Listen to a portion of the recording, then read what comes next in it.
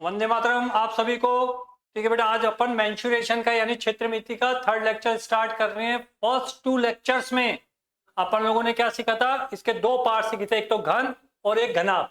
यानी घन और घनाभ के जो कंसेप्चुअल जो चीजें थी, जो कंसेप्ट थे, वो सीखे थे। अब अपन इस क्लास में केवल घन और घनाभ पे कुछ क्वेश्चंस के पैटर्न्स जो हैं बेटा, उनको अपन डिस्कस करने वाले हैं। आई बात में, क्योंकि स्टेप बाय स्टेप होंगे। एक साथ अगर मैं पूरी क्षेत्रमिति का कंसेप्ट बताता तो फिर थोड़ा आपके पकड़ने में दिक्कत आती है। तो अपन क्या केवल आज घन और घनाभ के पैटर्न्स पे बात करेंगे, फिर आगे की बात करेंगे अपन। ओके, ठीक है। अब देखिए बेटा, जैसे एक फर्स्ट क्वेश्चन मैंने लिखा है कि आप लोगों के लिए एक घन का संपूर्ण पृष्ठीय क्षेत्रफल 1014 मीटर स्क्वायर है, तो घन की भुजा ज्ञात करो। क्या चीज दी हुई है आपको? एक घन का संपूर्ण पृष्ठीय क्षेत्रफल। तो मैथमेटिक्स में क्वेश्चंस करते वक्त आपको क्या चीज ध्यान में रखनी है कि आपको क्या चीज तो दी हुई है और क्या चीज आपको फाइंड करनी है, क्या चीज का आपको पता लगाना है, ये आपको चीज देखनी है। ओके, तो आपको दिया हुआ क्या है? संपूर्ण पृष्ठीय क्षेत्रफल दिया हुआ है। ओके, यानी अब इस घन के संपूर्ण पृष्ठीय क्षेत्रफल को मैं यहाँ पे ए से दिखा रहा हूं ताकि अपना समय बचे। यानी ए बराबर यानी एरिया। एरिया तो क्या दिया हुआ है इसका? 1014 मीटर स्क्वायर। बिना यूनिट के कोई अहमियत नहीं होती, इसलिए ध्यान रखना। और एरिया की इकाइयां क्या होती हैं हमेशा? तो मीटर स्क्वायर में होगा, या सेंटीमीटर स्क्वायर में होगा, या किलोमीटर स्क्वायर में होगा। तो यानी घन का जो संपूर्ण पृष्ठीय क्षेत्रफल तो 1014 मीटर दिया। ठीक है, आपको निकालनी क्या है बेटा? भुजा निकालनी। क्या निकालनी? साइड निकालनी या भुजा निकालनी है। ओके, अब आप ये देखिए कि एरिया और भुजा में किसके? घन के क्या संबंध होता है? तो अपन ने देखा था, अरे यार घन तो क्या होता है? हाँ, जिसके 6 फलक होती हैं, 6 फलक होती है, 6 की 6 क्या होती हैं? वर्गाकार होती हैं। तो एक फलक का क्षेत्रफल कितना होता है? ए स्क्वायर। तो 6 फलक हैं तो 6 स्क्वायर हो गया। ओके, ठीक है। तो सूत्र क्या बन गया? ए बराबर 6 गुना भुजा स्क्वायर, यानी ये भुजा स्क्वायर, ये हो गया। ठीक है, एरिया की जगह एरिया का ज्यादा दिमाग लगाना नहीं है, एरिया की जगह एरिया यानी 1014 लिखा हुआ है, ये 6 गुना भुजा ये स्क्वायर, तो यानी भुजा स्क्वायर क्या आ गया? भुजा स्क्वायर बराबर क्या आ गया बेटा? 1014 बटे 6। अरे इसको इधर लिख दूं, इसको इधर लिख दूं, तराजू को यूं पकड़ने यूं पकड़ लिया, उससे कोई फर्क नहीं पड़ता आपने। अब 6 से कटिंग करी, अब मैं बार बार बोलूंगा नहीं, कटिंग पहाड़ा बोलूंगा नहीं। भुजा स्क्वायर बराबर क्या हो गया? 169। तो भुजा बराबर क्या हो गया? 169। इधर स्क्वायर हटा तो ये क्या आ जाएगा? इधर वर्गमूल का चिन्ह आ जाएगा। अब 169 का वर्गमूल क्या होता है? आपको मैंने कहा था डायरेक्ट इस पे होने चाहिए कम से कम 25 तक के, यानी 625 तक के तो वर्गमूल निकालो, है ना, और उनके वर्ग भी याद होने चाहिए। तो 169 का वर्गमूल क्या होता है? 13। 13 का स्क्वायर क्या होता है? 169। तो 169 का वर्गमूल क्या होगा? 13। देखो 13 आंसर में कहीं दे रखा है क्या? यस दे रखा है, ये आपका आंसर हो गया। ठीक है ना बेटा? अब जैसे देखो नेक्स्ट देखो, ये सेकंड क्वेश्चन है। यदि घनाभ की लंबाई, कोई घनाभ दे रखा है आपको, उसकी लंबाई 12 मीटर है, चौड़ाई 9 मीटर है, ऊंचाई 8 मीटर है, तो घनाभ के विकर्ण की लंबाई ये ज्ञात करो। ठीक है साहब, करते हैं। ठीक है, और इसके जो आंसर ये जो इसने कर रखे हैं भाई, ए ऑप्शन दे रखा है 27, बी ऑप्शन दे रखा है 17, सी ऑप्शन दे रखा है आपको 16 एंड डी ऑप्शन क्या दे रखा है आपको? 21। ओके साहब, अब आपके पास समस्या क्या दे दी इसने? घनाभ दे दिया जिसकी लंबाई चौड़ाई और ऊंचाई तो आपको मालूम है चीज। ओके, और विकर्ण पर अब आपके दिमाग में क्लिक होना चाहिए कि घनाभ की आकृति दिमाग में बिठा लो। ठीक है, कैसे बताया था? और विकर्ण कैसे होते हैं घनाभ के? विकर्ण कितने होते हैं? 4 विकर्ण होते हैं ना घनाभ के अंदर, बताया था मैंने। ठीक है, अब विकर्ण और लंबाई चौड़ाई ऊंचाई में संबंध क्या था घनाभ का? सूत्र दिमाग में रिवाइज कर लो, क्या था विकर्ण की लंबाई का सूत्र? विकर्ण की लंबाई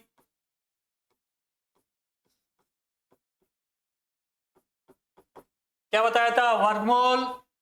ठीक है, L square plus B square plus H square, ये अपन लोगों ने बात की थी। L square plus B square plus H square. अब आपके पास क्या बेटा? एल कितना दे रखा है? एल फॉर लेंथ, तो लेंथ कितनी रखी है? 9 का स्क्वायर। बी कितनी दे रखी है? सॉरी, लेंथ कितनी दे रखी है? 12। तो अपन चलो साहब 12 लिख देते हैं। लेंथ कितनी दे रखी है? 12, तो 12 का स्क्वायर विड्थ दे रखी है 9, 9 का स्क्वायर, और हाइट कितनी दे रखी है 8, तो ये 8 का स्क्वायर।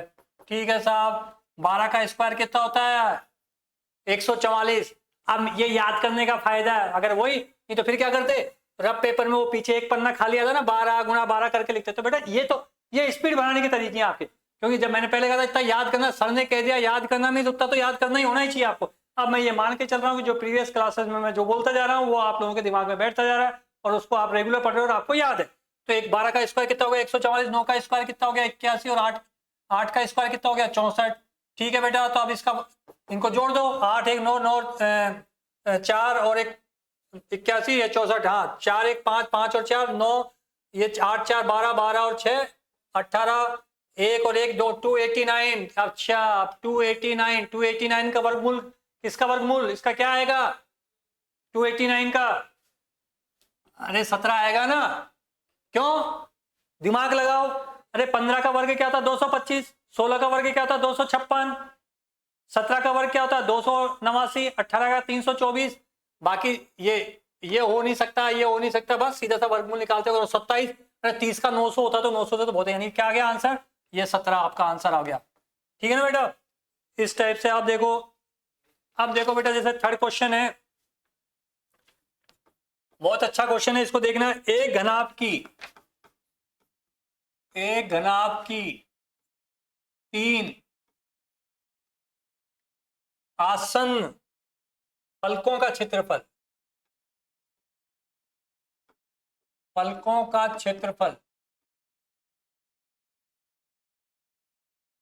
क्रमशः क्या दे रखा 8 16 और 50 वर्ग मीटर है। 8 मीटर स्क्वायर, 16 मीटर स्क्वायर व 50 मीटर स्क्वायर है। तो घनाभ का आयतन ज्ञात करो, घनाभ का आयतन ज्ञात करो। आयतन पूछा, आयतन ज्ञात करो। ठीक है साहब, देखते हैं क्या क्या है। ठीक है, तो ए दे रखा है 60, बी दे रखा है इसने 80, सी दे रखा है 64 और डी दे रखा है आपको 70। ओके, तो एक घनाभ की 3 आसन्न फलकों का क्षेत्रफल ये और ये दिया हुआ है। ठीक है साहब, लंबाई चौड़ाई ऊंचाई नहीं दी हुई है, आसन्न फलकों का क्षेत्रफल दिया हुआ है, और अब आपको निकालना घनाभ का आयतन। तो ठीक है, अपने मैथमेटिक्स का बेसिक रूल जो अपन ने जो चीज दिया हुआ है, जो चीज आपको निकालनी उसमें संबंध। अब सोचो, अरे अब सोचो क्या, अब आप दिमाग लगाओ कि क्या पढ़ लिया था ज्यादा, घनाभ का संपूर्ण पृष्ठीय क्षेत्रफल पढ़ लिया था, 4 दीवारों का क्षेत्रफल पढ़ लिया था, घनाभ का आयतन पढ़ लिया था, पर ये अलग थलग ये क्या आ गया आप तरीके से, ये आसन भुजाओं का क्या हो गया। मैंने वहां पे उस समय घनाभ को पढ़ाते वक्त थ्योरी में आपको बताया था कि आसन भुजाएं क्या होती हैं। और देखो ये जो मैंने आंसर लिखा हुआ है कि ABCD 60 80 64 70, क्या, अरे क्या है ये, हाथी घोड़ा क्या है ये, एक तरीके से बिना यूनिट के इसकी कोई अहमियत नहीं है। तो अब वापस यूनिट क्या बताई थी, जब भी आयतन की बात करोगे तो यूनिट क्या बताई थी मैंने, ठीक है, कि क्या घन मीटर या घन सेंटीमीटर या घन किलोमीटर। तो यानी यहाँ पे अब जाके ये क्वेश्चन सही हुआ, ये मीटर क्यूब लिख रहा हूं मैं, ताकि वो घन लिखने में समय ज्यादा खराब होगा ना मेरा, इसलिए मीटर क्यूब लिख दिया तो समझ जाओ। तो यानी ये आपका क्वेश्चन कंप्लीट हुआ। अब बात आती बेटा, आसन फलकों का क्षेत्रफल दिया हुआ है। अब आसन फलक क्या होती हैं, अब समझ लो कि आसन फलक, जैसे ये मोबाइल मेरे हाथ में है, तो आप देखो ये क्यूबॉइड शेप में, मतलब घनाभ के शेप में, तो ये देखो ये एक सामने वाली फलक ये हो गई, तो ये फलक किससे बन रही है, यानी ये लेंथ हो गई इसकी और ये ऊंचाई होगी, L/H से मिलके बनी है। फिर इसी कोने से एक फलक ये निकल रही है, ये B है, और ये ऊंचाई है B/H से मिलके बनी है। और एक सरफेस, ये तो पेंदा ले लो या इसका टॉप ले लो, जो L और B से मिलके बना है। तो यानी एक ही बिंदु से ये तीनों पल निकल रहे हैं ना, इसलिए वो क्या कहला रहे हैं, आसन फलक कर रहा है। तो यानी कि आपको एक तो L/B दिया हुआ है, एक B/H दिया हुआ है, एक H/L दिया हुआ है। L/B दिया हुआ है, कौन कौन सा L/B, कौन सा वाला हो गया सरफेस, कि ये वाला सरफेस नीचे वाला L और B से मिलके बना। ये वाला कौन से बना हुआ है, L/H से बना हुआ है। और ये वाला कौन से बना हुआ है, L और ये B और H से बना हुआ है। ये 3 फलक आपको दिए हमें। मेरी बात समझ में आ गई। अब एल बी की वैल्यू क्या दी हुई है, ठीक है, एक की 8 दी हुई है भैया, एक की 16 दी हुई है और एक की 50 दी हुई है। ये मीटर स्क्वायर, ये मीटर स्क्वायर, ये मीटर स्क्वायर, ठीक है साहब। अब आपको निकालना है क्या, घनाभ का आयतन।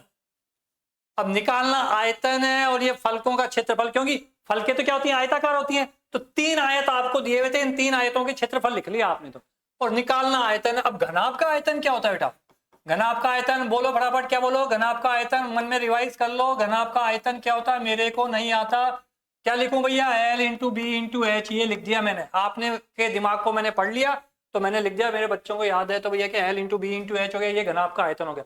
अब बेटा आपको L into B into H ये निकलना, पर यहाँ तो एल इंटू बी और ये बी इंटू एच और ये एच इंटू एल है। अगर ये यहाँ से बी गायब कर दे और इसमें से एल गायब कर दे और इसमें से एच गायब कर दे, फिर तो मैं गुणा कर दूं, पर ये तो वैल्यू किसकी दी हुई है, L into B, B into H और इनकी दी हुई है। अब थोड़ा सा दिमाग लगाओ बेटा कि अगर मैं इसको आप घनाभ का आयतन का स्क्वायर करूं, क्या देखे करके देखें, अपन करके देखते हैं।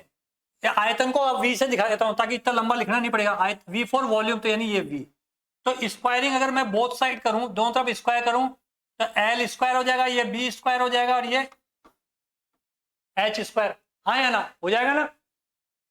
इधर भी स्क्वायर कर दिया यानी वी फॉर आयतन वॉल्यूम, यानी वी का स्क्वायर, तो इधर भी स्क्वायर किया तो L square B square H. इतनी बात समझ में आई क्या, ओके ठीक है साहब। अरे सर फिर इसको करने से मतलब क्या निकला, अभी देखो मतलब निकलेगा, क्योंकि जो चीज मैंने क्या भाई, जो चीज दी हुई है और जो चीज फाइंड करनी है उसमें एक संबंध स्थापित करना पड़ेगा अपने को। कई बार तो वो संबंध डायरेक्ट दिख जाता नहीं है तो अपन संबंध बनाने की कोशिश करते हैं, ठीक है। अब मैंने थोड़ा सा इतना सा अमेंडमेंट इसमें चेंज किया, तो देखो बेटा ये एल इंटू एल, इसका मतलब क्या बी इंटू बी, और इसका मतलब क्या एच इंटू एच, ये हो गया, ठीक है। अब मेरे को क्या चाहिए था, एक एल इंटू बी चाहिए था ना, तो यानी ये एल और ये बी, इसको मैं साथ में ले रहा हूं, ये लो लिख लिया था, ठीक है। फिर मेरे को क्या चाहिए था बेटा, कि बी इंटू एच चाहिए था ना, तो ये वाला बी और ये वाला एच, इनको भी एक ब्रैकेट में लिख दिया बी इंटू एच। फिर क्या बच गया बेटा आपके पास, एक एल बच गया और एक एच बच गया, तो मेरे को एच और एल ही तो चाहिए, एच इंटू एल, तो यानी ये एच इंटू एल, बस ये लिख दिया। अब इनकी वैल्यूज क्या दे रखी है मेरे को, एक की दे रखी है, यानी अब वी स्क्वायर बराबर क्या दे रखा है आपको, एल इंटू बी क्या दे रखा है, एल इंटू बी यानी 8, बी इंटू एच क्या दे रखा है आपको 16, और एच इंटू एल क्या दे रखा है आपको 50। बस अब इन दोनों को गुणा करो और फिर वर्गमूल ले लो, यानी v बराबर क्या हो गया आपके पास, ये वर्गमूल 8, 16 और ये 50। अब ये बताओ इसका वर्गमूल यानी गुणा करो और वर्गमूल निकालो। अब इसका तरीका बता देता हूं तुम्हारे को, थोड़ा शॉर्टकट टाइप से। शॉर्टकट टाइप से कैसे, देखो बेटा v बराबर 8 को लिखा, 16 को क्या लिख सकता हूं, 8 इंटू 2 लिख सकता हूं मैं, और इसको 50 को क्या लिख सकता हूं, 25 गुणा 2 लिख दिया मैंने, नजर आ रहा है ना ये।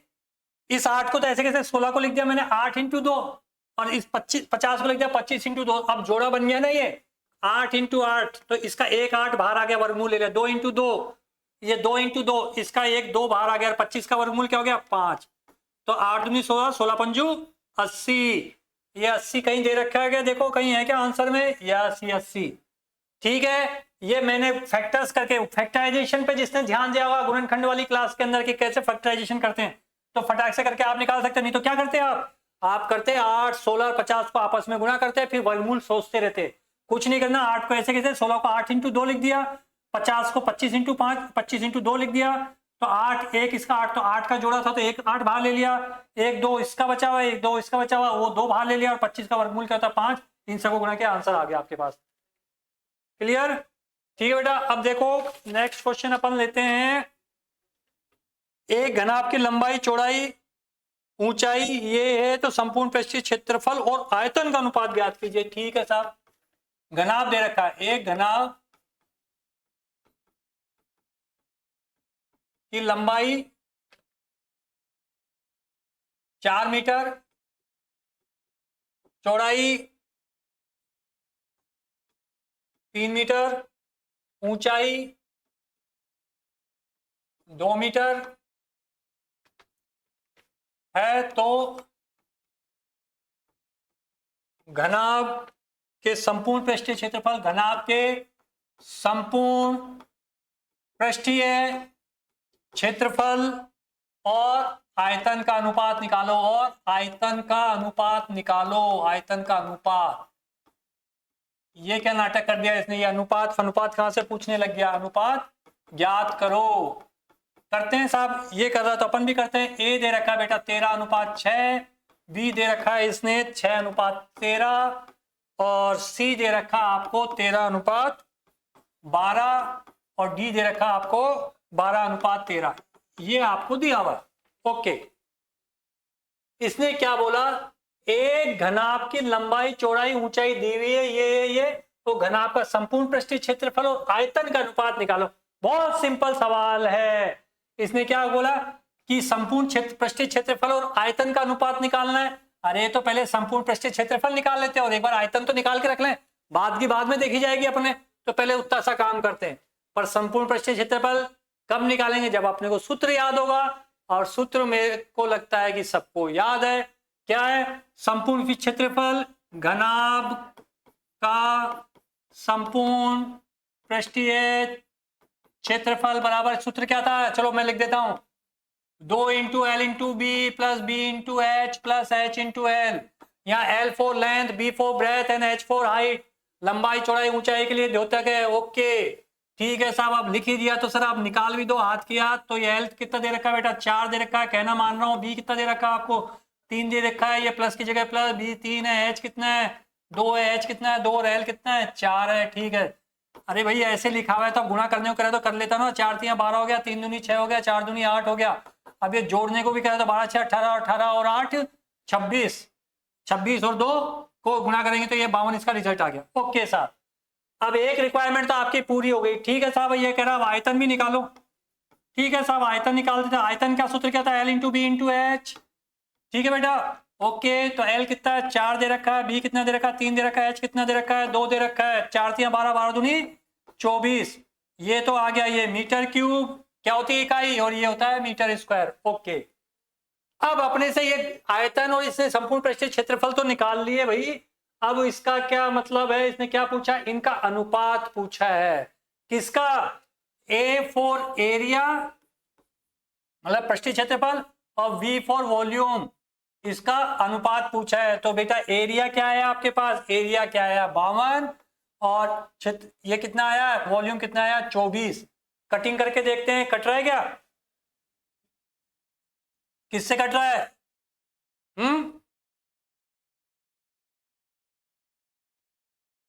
2 एकम 2, 2 दूनी 4, 2 दूनी 4 और ये 2 छिंग 12, 4 या 12, 12 दूनी 24 है ना।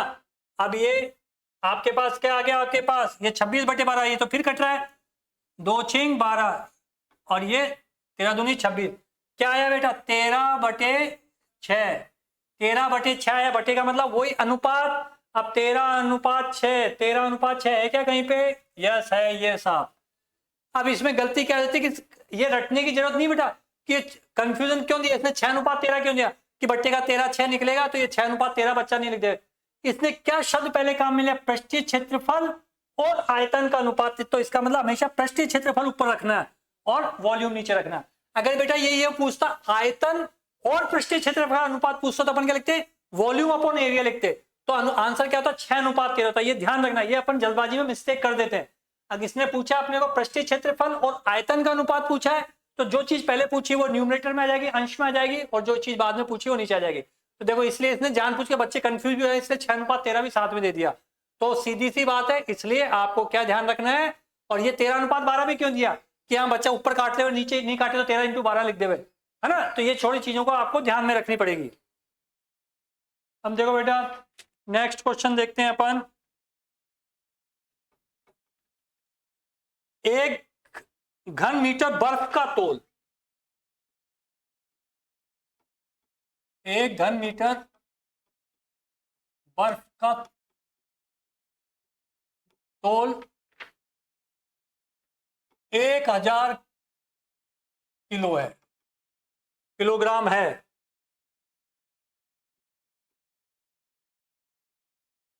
तो बर्फ के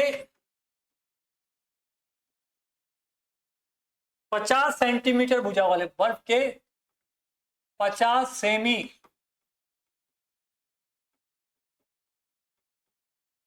भुजा वाले, भुजा के घन का तौल ज्ञात कीजिए, भुजा वाले घन का तौल ज्ञात कीजिए, तौल ज्ञात करो। ठीक है साहब, करेंगे। ए दे रखा है 112.5 kg, बी दे रखा है बेटा आपको 125 kg, सी दे रखा है आपको 12.5 kg, और डी दे रखा आपको 1.25 kg। ये आपको दे रखा, ठीक है। एक घन मीटर, अब देखो क्वेश्चन समझना बेटा, कोई घबराई नहीं, बहुत इजी क्वेश्चन है, देखना। एक घन मीटर, घन मीटर बोल दिया, इसका मतलब आयतन की बात हो रही। बर्फ का तौल 1000। फैक्ट्री में अपन, आइस फैक्ट्री में जब अपन बर्फ की सिल्लियां निकलती हैं, ब्याह शादी में अपन लेने जाते हैं, तो आता ना वो बिल्कुल चलती रहती है, वो सिल्ली आती है एक तरीके से, भाई वो घनाभाकार भी आती है। आप समझ लो उसका जो सांचा वो घन मीटर बर्फ का तौल, अब उसका जो वेट है वो 1000 किलो की सिल्ली निकल रही है, ठीक है, बहुत बड़ी कोई सिल्ली निकल रही है, उसमें से 50 सेंटीमीटर भुजा वाले घन का तौल क्या। अब उसमें से 50-50 सेंटीमीटर घनाकार टुकड़े निकालने, सिल्ली थी 1000 किलो की, उसमें से 50-50 सेंटीमीटर के घन के टुकड़े निकालने।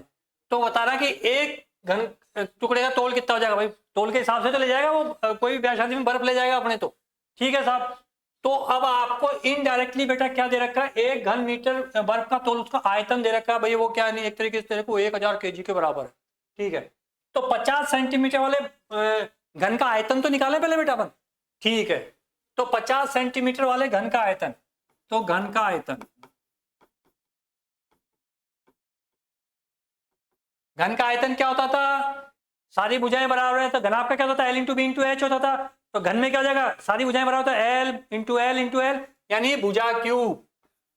ये घन का आयतन का सूत्र होता था अपने पास, होता था क्या, अभी भी है, और अपने, मैं भी नहीं रहूंगा, तुम भी नहीं रहोगे, उसके बाद भी रहेगा, कहने का मतलब ये होता है, ठीक है बेटा। अब घन के आयतन, अब इसका निकाला तो क्या हो जाएगा, 50⁻³ तो यानी 50 गुणा 50 गुणा 50, 50 गुणा 50 गुणा 50, तो 55 25 25 पंजे 125, तो क्या आ गया आपके पास 125, 1 2 3, और ये क्या दे रखी, सेंटीमीटर में दे रखी, तो ये किस में आया बेटा, सेमी क्यूब में आया आपके पास। तो ये किस में आया, आयतन किस में, सेमी क्यूब में आया। अब आपको क्या ध्यान रखनी है, आपको ये ध्यान रखना है कि ये जो घन, ये 1000 किलो किसका वेट दे रखा है, घन मीटर में दे रखा है, तो इस सेंटीमीटर क्यूब को मीटर क्यूब में बदलना है। तो अब आपके वो इकाइयों वाला जो मैंने एक क्वेश्चन लिखवाया था, 1 मीटर में कितने सेंटीमीटर होते हैं, 100 होते हैं। तो अब आप क्या करोगे, सेंटीमीटर क्यूब को मीटर क्यूब में बदलने के लिए, तो 125,000, ठीक है। सेंटीमीटर कितनी बार आ रहा, 3 बार आ रहा ना, घात 3 है, तो 3 बार ही मीटर से भाग देना है, यानी 100 गुणा 100 गुणा 100। अब ये 2 जीरो से ये 2 जीरो कट गया, इस 1 जीरो से 1 जीरो कट गया। अब 125 में नीचे कितना, 1000 का भाग दोगे तो क्या आएगा आपके पास, ये 0.125, और ये मीटर क्यूब में ये कन्वर्ट हो गया आपके पास। यानी आपका जो ये सेंटर क्यूब मीटर क्यूब में आया था, ये किस में कन्वर्ट कर दिया आपने, मीटर क्यूब में कन्वर्ट कर दिया। मैंने थ्योरी पढ़ाते वक्त मैंने आपको क्या कहा था, हमेशा ये भी ध्यान रखना कि आपकी सारी इकाइयां एक जैसी होनी चाहिए, मीटर में तो मीटर में, सेंटीमीटर में तो सेंटीमीटर में, सेंटीमीटर क्यूब में तो सेंटीमीटर क्यूब में, या मीटर क्यूब में तो मीटर क्यूब में। आपको जो तोल दिया हुआ वो घन मीटर का दिया हुआ है, घन मीटर क्यूब का कितना 1000 किलो है, तो ये तो सेंटीमीटर क्यूब में था। तो अब आपने, यानी अब इतना आपका जो टुकड़ा वो इतने मीटर क्यूब का आ रहा है, तो अब आपके पास वो कितने का था, 1000 किलो का था। अब 1000 से इसको कर दो गुणा, आई बात में, तो देखो 125 कहीं दिख रहा है क्या। अब टुकड़े का घन का तोल कितना आ गया, घनाकार का जो क्यूब का टुकड़ा है 50 सेंटीमीटर, उसका तोल कितना आ गया 0.125 गुणा 1000, तो क्या जाएगा 125 किलो। क्यों, 1 घन मीटर का कितना था 1000 किलो, तो 0.125 मीटर क्यूब का कितना हो जाएगा 1000 से गुणा के 125 किलो दे रखा है कहीं, यहाँ साहब ये दे रखा है। तो इसमें इंपॉर्टेंस क्या थी इस क्वेश्चन की, कैसे ये कन्वर्ट करके इनको कन्वर्ट, इसलिए मैंने इस क्वेश्चन को यहाँ पे लिया कि कई बार जो कन्वर्जन वगैरह भी आ जाते हैं तो आपको इन कन्वर्जेंस को ध्यान में रखना है। ठीक है बेटा, अब देखो 6th क्वेश्चन देखो, एक घनाभ की लंबाई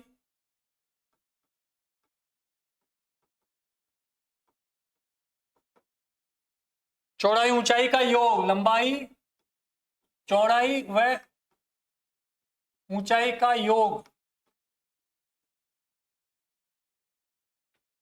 9 सेंटीमीटर है, 9 सेमी है, ये दिया हुआ है साहब। ठीक है तो हम क्या करें भाई, यदि घनाभ का विकर्ण 7 सेंटीमीटर हो, अब क्या करा है, यदि घनाभ का विकर्ण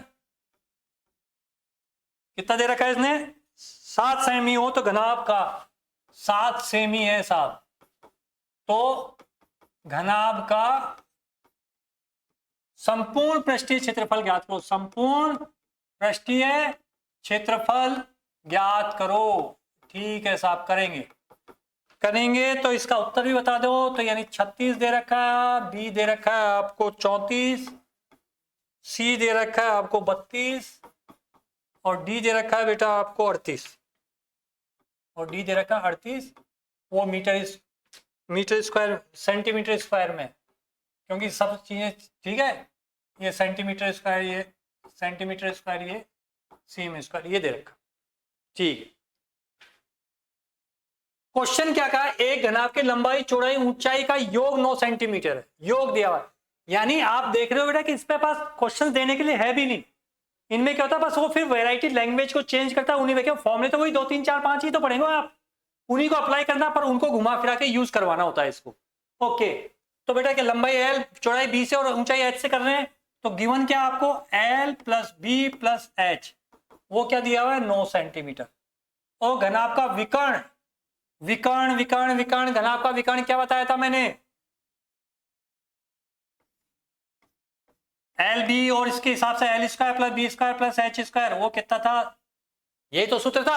अब विकर्ण बोलते ही दिमाग में एल बी एच के हिसाब से क्या जाना चाहिए, under root L square plus B square plus H square, वो क्या जाना चाहिए 7, तो ये 9 क्या हाथी है घोड़ा है, ये 9 सेंटीमीटर है, और ये 7 भी ये सेंटीमीटर। अब बात कर रहा है ये घनाभ का संपूर्ण पृष्ठीय क्षेत्रफल निकालो, चीज कॉम्प्लिकेटेड कर दी, क्यों, क्योंकि बेटा संपूर्ण पृष्ठीय क्षेत्रफल तो क्या होता है घनाभ का, संपूर्ण पृष्ठीय क्षेत्रफल क्या होता था, बोलो बराबर 2 into L into B plus B into H plus H into L, यही था ना। ओके ठीक है साहब, आपकी सारी बातें मान ली, ये एल बी एच, और ये अगर हमारे पास ये एल बी और एच अलग अलग दिए तो फटाक से यहाँ पुट करके निकाल देते, पर इसने तो क्या दे दिया L plus B plus H दे दिया, और बेटा आपके पास एक ये चीज दे दी, क्यों दी है ये, अब रिलेशन डेवलप करते हैं। अब रिलेशन अपन डेवलप करें तो चलो अब इसकी बात करता हूं, मैं इसको लेता हूं काम में, देखें क्या, देखना L plus B plus H,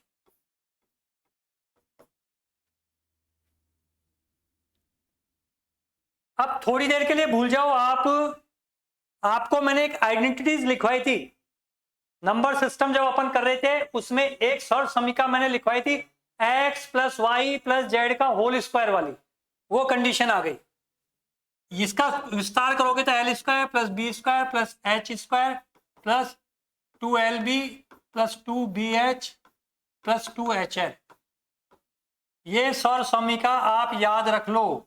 याद क्या रख लो, मैंने नंबर सिस्टम जब पढ़ाया था उस नंबर सिस्टम में मैंने सूत्र लिखवाया था x plus Y plus z, लिखवाया था ना, x प्लस वाई का whole square x square plus y square plus 2xy x minus y का whole square x square plus y square minus 2xy, ऐसे x plus Y plus Z का whole square equals to x square plus y square plus z square plus 2xy plus 2yz plus zx, ये सब मैंने लिखवाए थे। उस समय मैंने बार बार जोड़ दिया था आप लोगों को कि बेटा इनको याद कर लेना, इनको याद कर लेना, ये कब उस समय आपको लग रहा था ये नंबर सिस्टम के लेक्चर्स इतने सारे कैसे कर दिए सर ने। मैंने क्या बोला था उस समय, मेरे शब्दों को याद करो, मैंने क्या कहा था कि ये जो मेहनत है ना ये आगे काम में आएगी उस समय है। उस समय सोचेंगे अपन ये कहां से क्या आ रहा है, वो फिर शॉर्टकट्स यहां लगते हैं एक तरीके से। तो बेटा ये काम वही क्या है, a प्लस बी प्लस सी का और उसका ये कंडीशन होती है। ओके, क्यों किया मैंने ऐसा, ये किया बेटा देखो l plus B plus H, तो इधर ये स्क्वायर है तो इधर मैंने 9 लिख दिया, स्क्वायर है तो ये स्क्वायर कर दिया। ओके, अब थोड़ा सा दिमाग लगाओ, L square plus B square plus H square, अगर दोनों तरफ मैं वर्ग कर दूं तो देखो ये क्या बन जाएगा, वर्गमूल तो हट जाएगा, L square plus B square plus H square, इधर कितना आ जाएगा 49 आ जाएगा कि नहीं आ जाएगा। अगर इधर दोनों तरफ वर्ग कर दूं तो ये अंदर उड़ जाएगा, इधर क्या आ जाएगा 49। अब यहां से ये 49 इस सब की जगह मैं लिख देता हूं, इन तीनों की जगह, तो ये हो गया 49। अब बचा ये वाला प्लस, ये चीज को मैंने खत्म कर दिया यहाँ पे। अब ये, अब देखो बेटा इसमें जैसे ये दो कॉमन नोम है तो ये क्या बन रहा है, L B B H plus H L. अरे ये तो क्या हो गया, ये तो संपूर्ण पृष्ठीय क्षेत्रफल का सूत्र हो गया ये तो ये 90 का स्क्वायर 81, ये 49 इधर आया तो -49, और ये क्या है, इसको जगह क्या लिख सकता हूं मैं, संपूर्ण पृष्ठीय क्षेत्रफल। अब 81 में से 49 घटा दो तो कितना आ रहा है बेटा, कुछ आ रहा है क्या, ये 32 जैसा कुछ दिख रहा है क्या यहाँ पे, ये 32, ये क्षेत्रफल, ये आपका एरिया हो गया, ये 32 का है, ये लो ये सी आंसर आपका। ये ब्यूटी है थ्योरी की, कंसेप्ट्स की। अब बताओ आपके पास क्या काम में नहीं आ रहा, उस समय जब आपको घातांक नियम में पढ़ा रहा था, या उस समय जब आपको मैं नंबर सिस्टम पढ़ा रहा था, अरे सर ये क्या है, कोई हम कोई मास्टर थोड़ी बनना है इसके अंदर, एक तरीके से मास्टर नहीं बनना, मैं इतना बेवकूफ नहीं था। आई बात है, मेरे को मालूम था कि मेरे को यहाँ पे कम टाइम देना पड़ेगा कि यहाँ पे बच्चों को कैलकुलेशन समझ में आएंगी। कर लो, सूत्र याद है, आप सूत्र लिख के बैठ गए, ये तीनों लिखे हुए थे ना, पर जब तक आपको उनका एडजस्टमेंट नहीं आएगा, जब तक वो आइडेंटिटीज आपको दिमाग में नहीं आएगी, खोल लो, खोल नहीं सके, घोड़े खुल जाएंगे अपने, पर तो ये नहीं खुलेंगे आपसे। इसलिए आपको याद करना था। आर्ट्स वाले बच्चों की बात कर रहा हूं बेटा मैं, इसलिए तुम लोगों के लिए मेहनत की गई थी, वो साइंस वाले साइंस बैकग्राउंड वाले बच्चों के लिए मेहनत नहीं की गई थी, ये उन आर्ट्स वाले बच्चों के लिए मेहनत की गई थी जिन बच्चों ने 10th के अंदर मैथ्स छोड़ दी थी। अब देखो उन आइडेंटिटीज का, क्योंकि थोड़ा बहुत तो आपको थॉट डेवलप करना पड़ेगा। अगर आप फर्स्ट ग्रेड के लेक्चरर बनने जा रहे हो, आरपीएससी का एग्जाम देने जा रहे हो, तो आरपीएससी थाली में परोस के तो देने वाली नहीं है आपको, निश्चित कुछ तो कॉम्प्लिकेशंस डालेगी ना क्वेश्चंस के अंदर। अब बताओ, कहने को तो 2 लाइन की चीज आ रही है, बस सीधा देखो जैसे आ गया, ये आंसर आ गया निकल के तरीके से। ठीक है, तो बेटा लगे रहो और अपने मेहनत का तरीका बदलो।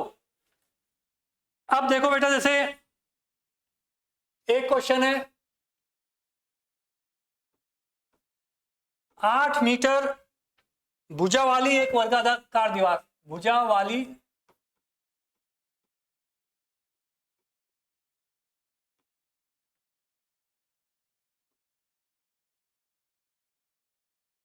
दीवार में 40 बाई 20 40 सेमी बाई 20 सेमी की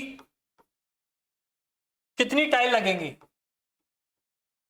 कितनी टाइल्स लगेंगी, ये पूछ रहा है भाई। कह रहा है ठीक है, कितनी लानी है भैया, 640 लानी है, 900 लानी है, 800 लानी है, या क्या आपको 700 लानी है, ये बता दिया इसने। तो पूछ रहा है आपने से, मिस्त्री ने बताया भैया ऐसी टाइलें आती 40 बाई 20 का मतलब ये लंबाई दे रखी है, चौड़ाई दे रखी है ना, आयताकार कोई टाइल लेके आनी है ना। पर दीवार कैसी है भाई, दीवार पे वर्गाकार दीवार है, 10 बाई 10 की दीवार हो गया, कुछ भी वर्गाकार दीवार है, और उस पर अपने को टाइलें चिपकानी है। ठीक है, तो वर्गाकार दीवार है, तो वर्ग का क्षेत्रफल क्या होता है अपने पास, भुजा इंटू भुजा या भुजा स्क्वायर। और ये, और जब भी मैं फिर एक सूत्र लिखा था, जब भी संख्या की बात आ जाए, आइटम कितने हैं, ठीक है, टाइल्स की संख्या,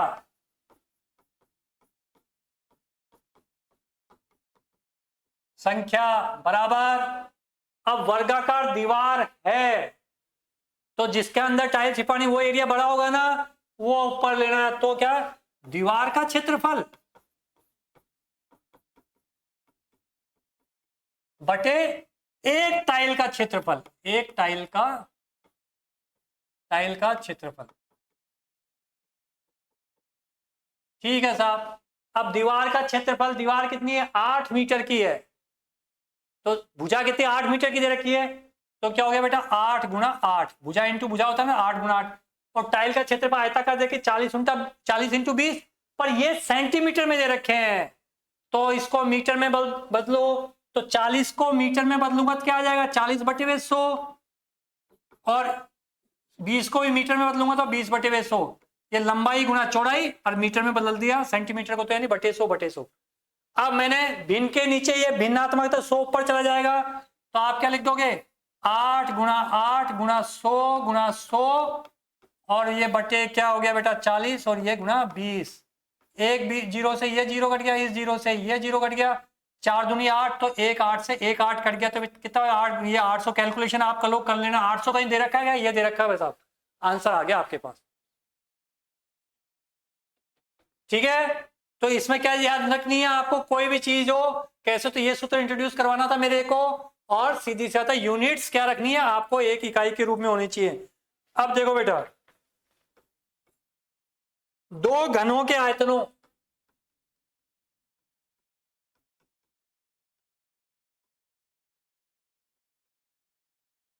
आयतनों का अनुपात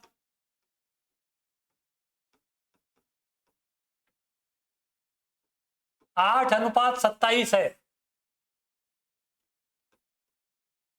तो उनके पृष्ठीय क्षेत्रफलों का अनुपात क्या, तो उनके पृष्ठीय क्षेत्रफल का अनुपात निकालो।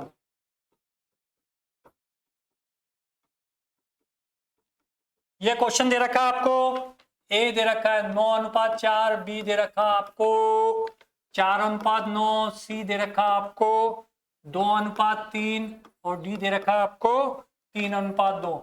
ठीक है बेटा, ये आपको कैलकुलेशन करनी है। क्या बोला, दो घनों के आयतनों का अनुपात, दो घन दे रखे उनके आयतन दे रखे, तो ठीक है, एक घन का आयतन को V1 कह देते हैं और दूसरे को क्या कहते हैं V2। अनुपात का है तो बटे में लिख देता हूं मैं, V1 पहले घन का आयतन, V2 दूसरे घन, वो क्या दे रखा 8:27 यानी 8/27 दे रखा है।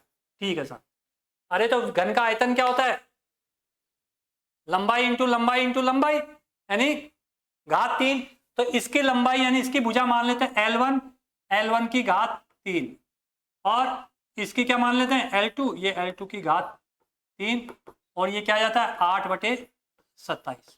ये लिख दिया साहब मैं। क्यों लिख रहा हूं ऐसा, क्योंकि बेटा आपको पूछा क्या है इसने, भाई इसने तो पूछा पृष्ठीय क्षेत्रफलों का अनुपात, और यहां जब तक पृष्ठीय क्षेत्रफल का अनुपात पूछा है तो पृष्ठीय क्षेत्रफल का अनुपात का सूत्र दिमाग में रिवाइज कर लो। घन के लिए क्या लेते थे अपन 6 इंटू भुजा स्क्वायर लेते थे ना, पर ये वही वाली बात आ गई, भुजा चाहिए अपने को, तो भुजा चाहिए, तो सवाल में भुजा तो डायरेक्ट कहीं दी हुई नहीं है, तो कुल मिला के बात क्या है इस आयतन में कहीं छुपा हुआ है, तो अब अपना गोल क्या हो गया यार, भुजा निकाल लूं मैं, तो पहले आई बाद में भुजा निकालते हैं अपन। तो बेटा भुजा निकालूं मैं, तो यहां से देखो L1/L2 बराबर ये क्या आ गया 8/27 की घात 1/3, ये घात 3 थी, तो इसका क्यूब रूट लेंगे, घन रूट लेंगे, घन मूल लेंगे, तो 1/3 आ जाएगा। कहाँ आ गया, आ जाओ घातांक नियम पे। उस समय कह रहे थे सर एक चैप्टर ज्यादा हो रहा है, 2 चैप्टर ज्यादा हो रहे हैं, ज्यादा लेक्चर ले लिया, आ जाओ। अब मैं तो मान के चलो मैंने तो करवा रखा है, होना चाहिए, ओके। अब घातांक नियम में क्या होता है 8 की घात 1/3, तो 8 को क्या लिख सकते हो घातांक के रूप में लिखोगे 3 ताकि कट जाइए, तो 2 की घात 3 लिख सकते हो, तो इसको मैंने लिख दिया 2 की घात 3, 27 को लिख दिया 3 की घात 3, ये होल घात 1/3 दे रखी है, वो आ जाओ घातांक नियम में, घात की घात हो आपस में क्या हो जाएगा गुणा हो जाएगा, एक की घात b होल पावर c हो तो एक की घात bc हो जाती थी, तो यानी ये 2 की घात 3 गुणा 1/3, ये एक बार लिख के बता रहा हूँ बस, ताकि अब बार बार नहीं लिखूंगा, ये 3, तो बेटा क्या आ गया आपके पास L1/L2 बराबर क्या आ गया आपके पास 2/3, यानी एक भुजा कितनी आ गई 2 आ गई, ये आ गया आपके पास 3 आ गया। आपसे पूछा क्या पृष्ठीय क्षेत्रफलों का अनुपात, तो ठीक है पहले वाले का अनुपात A1 तो क्षेत्रफल दूसरा वाला A2, ये पूछा ना बेटा, ओके। 6 इंटू भुजा स्क्वायर यानी L1 का स्क्वायर, 6 इंटू भुजा स्क्वायर यानी L2 स्क्वायर, 6 से 6 कट गया, तो L1/L2 इसको क्या लिख सकता हूं L1 बटे L2, ये लाइन खींच लो नहीं तो आपके कंफ्यूजन हो जाएगा। ये अब L1 बटे L2 क्या आया, 2/3, स्क्वायर दे रखा था, स्क्वायर 2 का स्क्वायर 4 और ये 3 का स्क्वायर 9, 4:9 कहीं दे रखा है क्या, हाँ दे रखा है साहब, ये 4:9, ये उत्तर आ गया। ये कैलकुलेशन समझ में आई, कुछ नहीं किया आपने, जो कंसेप्ट सीखे हैं बहुत इजीली L1/L2 निकाला बस। अब एरिया पूछा है, एरिया मतलब पृष्ठीय क्षेत्रफल पूछा है, A1/A2, सूत्र लिखा, कटिंग वटिंग, अरे ये चीज आकृति यहाँ से मिल रही है आपको, ये आपके पास हो गया।